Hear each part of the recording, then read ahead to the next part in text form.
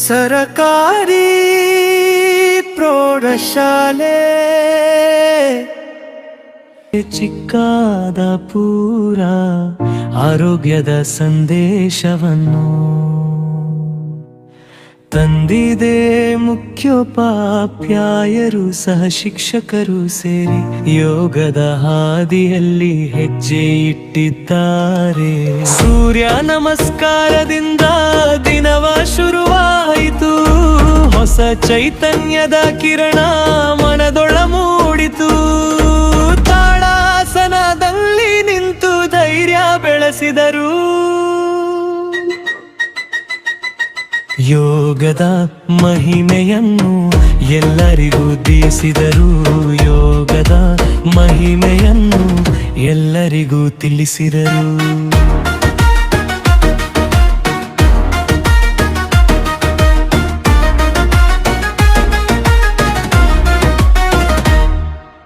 ಭುಜಂಗಾಸನದಲ್ಲಿ ದೇಹವು ಹಗುರವಾಯಿತು, ಉಸಿರಿನ ಲಯದಲ್ಲಿ ಮನವು ನೆಮ್ಮದಿಯಾಯಿತು. ಪೂರ್ವೋತ್ತಾನಾಸನದ ಭಂಗಿಯಲ್ಲಿ ಚೈತನ್ಯ ಮೂಡಿತು, ಪಶ್ಚಿಮೋತ್ತಾನಾಸನದಿಂದ ಆರೋಗ್ಯ ಬೆಳೆಯಿತು. ಯೋಗದ ಮಾರ್ಗವು ಜೀವನದ ಬೆಳಕಾಯಿತು, ಶಿಸ್ತು ಮತ್ತು ಶಾಂತಿ ಮನದೊಳಳ ನೆಲೆಸಿತು. ಶಿವಾಸನದಲ್ಲಿ ವಿಶ್ರಾಂತಿಯ ಸೊಬಗು ಕಂಡರು, ಆರೋಗ್ಯವೇ ಸಂಪತ್ತು ಎಂದು ಅರಿತುಕೊಂಡರು.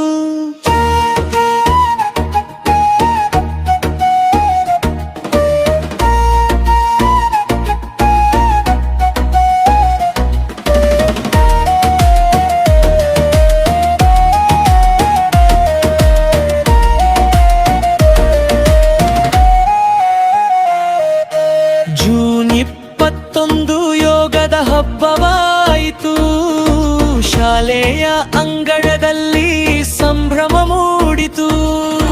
ಮುಖ್ಯೋಪಾಧ್ಯಾಯರು ಸಹ ಶಿಕ್ಷಕರ ಬಳಗ ಯೋಗದ ಮೂಲಕ ಆರೋಗ್ಯದ ಸಂದೇಶ ಸಾರಿತು.